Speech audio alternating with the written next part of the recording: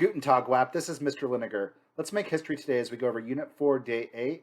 Today we're going to talk about the rise of totalitarian governments in Western Europe and their foreign policy aggression, Nazi Germany, Fascist Italy, authoritarian Japan.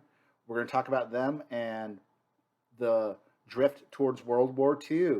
But let's get started with our daily punishment. Coffee has a rough time in my household. It gets mugged every day. Mugged! Key terms for today: Nazism, Adolf Hitler, Lebensraum, the Spanish Civil War, the Munich Conference, the Nazi-Soviet Non-Aggression Pact, Kristallnacht, Rent, the Anschluss, and the Rape of Nanking. We are going to go over fascism foreign policy in the 1920s and 30s, the Nazis in power, and the causes of World War II. So let's talk about Nazism. The Great Depression and the Treaty of Versailles will help lead to Nazism, which is an extreme version of fascism.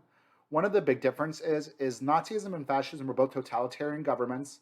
They're both extremely loyal to your nation. They both believe in dictatorships, government control of the media, government control of the economy, all power to one leader. In Italy, it's the Duce. In Germany, it's the Fuhrer. The big difference is Nazism believed that the most important thing was your ethnicity, your genetics, where in fascism it's more about your nation you were born in. The Nazi Party is going to attack parliamentary democracy as corrupt and weak. They're going to be supported by business leaders who did not like the Weimar Republic and they didn't like the Treaty of Versailles. They will attack unions and socialists. Adolf Hitler is going to call for the state to guide society. He'll promise to end the humiliation of the Treaty of Versailles. He'll rally the German people and blame the Jews for everything. He said the Jews were the reasons they lost World War I. The Jews betrayed them. The Jews are all communist. The Jews are secret, all the financiers in the world, and they're taking over the world economy. He believed in conspiracy theories, and he used like racist motifs to kind of gain power. He took like examples like Trotsky was a Jew, so all Jews must be communist. And he's going to use that as persecution, to persecute the Jews. One of the big goals of Hitler was he wanted Lebensraum. And Lebensraum means living space. He wants Germany to conquer land so they can have living space so they could colonize Europe. In 1933, with the Great Depression, the Nazi Party will go from a small party to the largest party in Germany. And finally, the German president, von Hindenburg, is going to make Hitler the chancellor. The chancellor is probably like the U.S. version of the president. The president in Germany and in France and other countries is more ceremonial. They appoint the prime minister, and the prime minister, or chancellor, in Germany it's called chancellor, is the one that has all the executive power.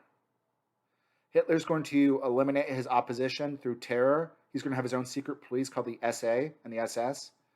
Concentration camps. He'll ban other political parties. When von Hindenburg dies, he's going to combine the chancellorship and the presidency, and he'll become the Fuhrer. He'll make his army officers swear personal loyalty to him. Jews will be made the scapegoat for all modern problems, and they'll be persecuted. One of the first persecution policies that Hitler does is the Kristallnacht. That's the night of the broken glass. He has his Nazi secret police, like the SA and the SS. He has them break all the Jewish businesses, burn down their synagogues, destroy their houses, destroy all their businesses and buildings. This wasn't like killing them yet. It was like lesser persecution. He did this, and then he made the Jews pay back the insurance agencies because it was their fault, because they're Jews, evidently, according to Hitler. He's going to take it a little bit slowly with his persecution. At first, he'll pass things like the Nuremberg laws, which makes it illegal for Jews and Gentiles to get married. It makes it that Jews cannot work for the government and things like that. He won't start like mass killing all the Jews until World War II starts.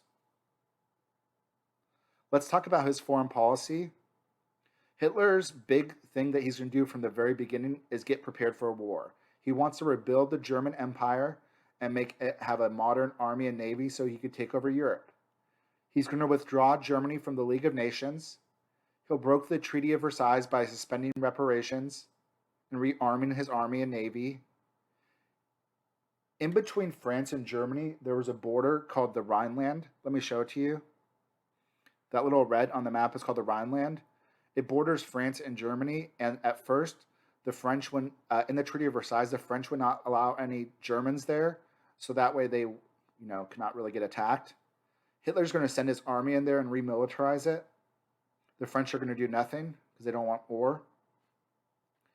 In 1938, he's going to declare an Anschluss with Austria, where Hitler is going to take over Austria, even though that was not allowed in the Treaty of Versailles. And you see Austria right here. And again, the Allies will do nothing. In 1938, Hitler was saying that Czechoslovakia had a lot of minority Germans, and Hitler was saying that the Germans in Czechoslovakia were being mistreated in the Sudetenland region. Let me show you where that is. That part of the green area of Czechoslovakia is the Sudetenland. Hitler's going to threaten to go to war unless he gets the Sudetenland, which is actually the best land in all of Czechoslovakia. Czechoslovakia was allied with Britain and France. It actually looked like there would be a world war. In the last minute, all the countries meet in Munich, and Hitler gets what he wants. He gets the Sudetenland, and he agrees not to ask for any more land. Britain and France betray Czechoslovakia, and they leave him in the cold. 6 months later, Hitler invades Czechoslovakia for no reason. He claims they're asking for his help, quote unquote. And the Allied powers realize finally that Hitler's a madman, and appeasement will not work. Appeasement was what they were doing to Hitler. It's the idea that you give in to a person to prevent them from attacking you. The problem with appeasement is just like if somebody threatens you, unless you give them their lunch money, they'll never learn their lesson and they'll keep threatening you. Britain and France realize that Hitler's going to keep trying to take land, so they make a peace treaty with Poland because they knew Poland would be next. And they say if Hitler invades Poland, then they will go to war against Germany. Hitler did not want to go to war with Britain, France, and Russia. Hitler and Nazism hates communism, but Hitler was pragmatic to some extent. So he's going to make a peace treaty with Russia, which is like over here, so he doesn't have to fight a two-front war. And he's going to sign the Nazi-Soviet Non-Aggression Pact in August 1939. Finally, Hitler will invade Poland in September 1st, 1939. He has some people in his concentration camps.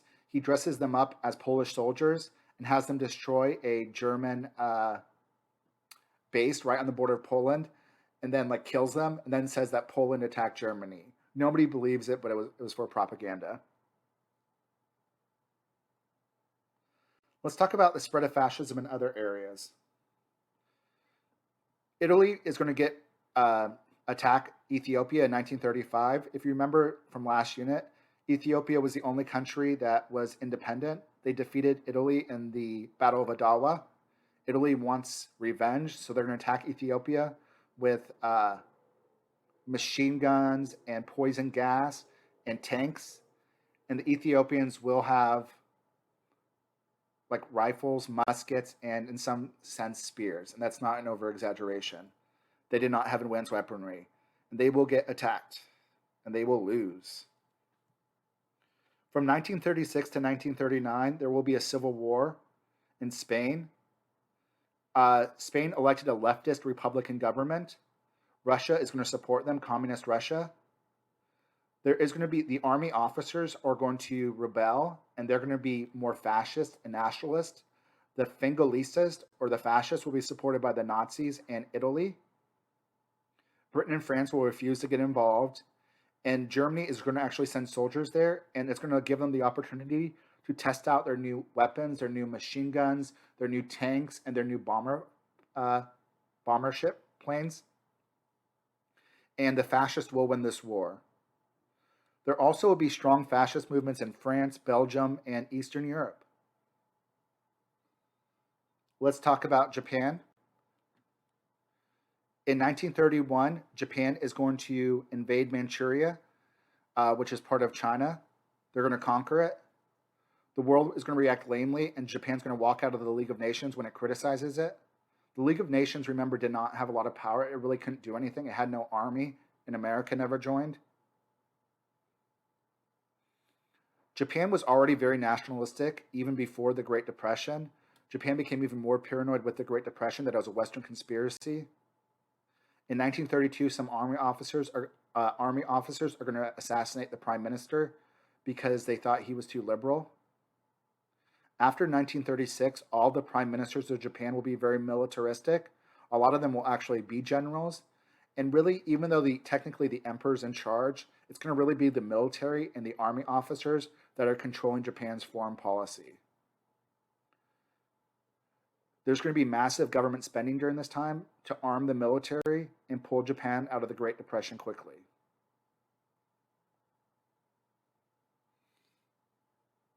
So Japan is going to invade Manchuria in 1931. It leaves the League of Nations in 1933. In 1937, it's going to invade the rest of China. This is where it does the rape of Nanking. The rape of Nanking is not the biggest war crime in world history, but it's one of the gruesomest. Japan attacked a Chinese city, Nanking, and they basically found different ways to torture and kill the civilians. They would have competitions to who could cut off the most heads. They would purposely try to find Chinese women so they could rape Chinese pregnant women so they could rape them with their bayonets, then stab the fetus in the belly. They killed tens of thousands of civilians, and they recorded it. Here's some pictures right here.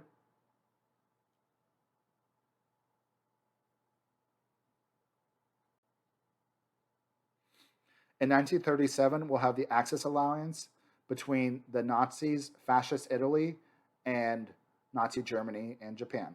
So Germany, Japan, Italy. Hitler is going to start ignoring the Treaty of Versailles after 1933. We have the Spanish Civil War from 1936 to 1939. You have the Munich Conference. We talked about the Nazi-Soviet Non-Aggression Pact.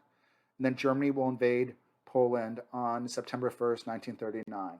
This leads us to our causes of World War II. This is the long-term causes, and this is rent.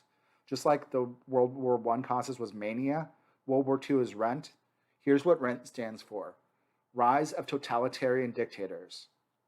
You have all these dictators. Economic depression, which is like the Great Depression. Nationalism, and the Treaty of Versailles. Some of the new weaponry.